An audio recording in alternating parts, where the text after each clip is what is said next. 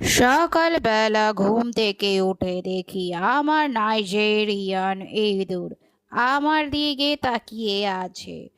আমি বললাম, কি হলো, এইভাবে তাকিয়ে আছিস কেন? আমার নাইজেরিয়ান ইঁদুর বলল, ভালোই তো, তুমি কালকে বাইরে খেয়ে এলে, আজকে আমার জন্য কি রান্না করবে?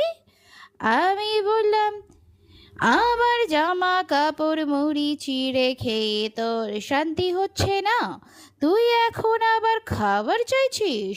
আমার নাইজেরিয়ান ইঁদুর বলল, তোমার বিয়ের শাড়িটা খাবো নাকি? ওটা কিন্তু বাকি আছে। আমি বললাম, না না না, বল কি খেতে চাস? আমার নাইজেরিয়ান ইঁদুর বলল, আমার জন্য ব্রিঞ্জল পোড়া করে দাও।